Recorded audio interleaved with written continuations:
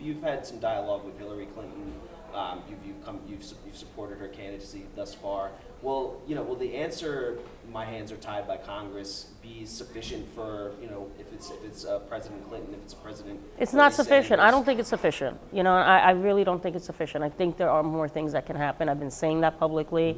This is very personal for me. My mother lives here. I grew up here. Many of us have those kinds of ties.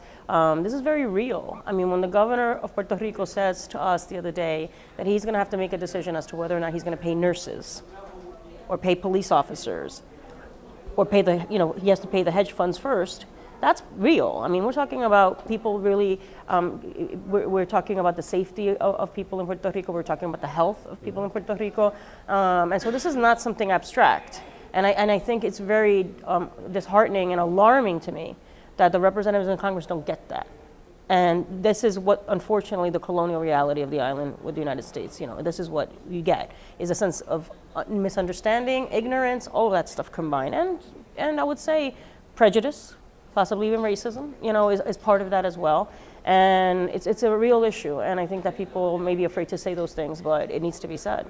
As City Council Speaker, you've faced many battles and trying to reset the whole game and understanding what a Puerto Rican woman is capable of in the person of Mark-Viverito and what you represent, besides the district that you represent in terms of the City Council and then your broader role. But you've also now into the national scene.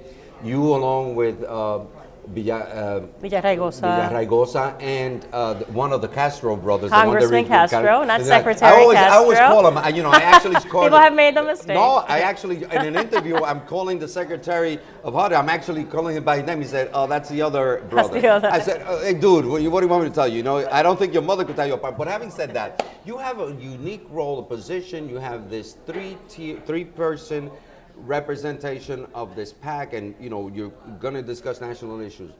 2016 Democratic National Convention, which you will be there, which you will be part of the New York delegation.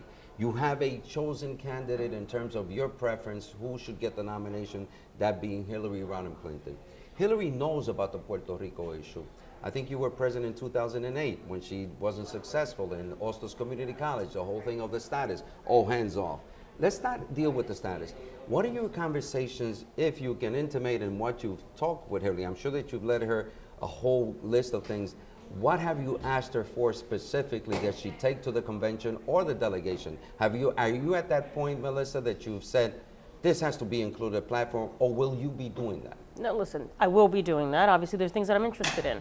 She's been speaking very strongly on the issue of criminal justice reform, something that we've been dealing with at a local level, and I know that sometimes I've been a little bit hit about it, right? But when we talk about trying to figure out how do we deal in the way that we can, creating a bail fund at the city level, we're looking at low-level nonviolent offenses. When we look at our interactions with ICE, there's issues that we're dealing with in terms of the criminal justice. So she's been speaking at it at a national level. It's a real challenging issue, so I'm glad to hear that. So those are issues that are important to me that I would want to see. The issue of immigration, obviously.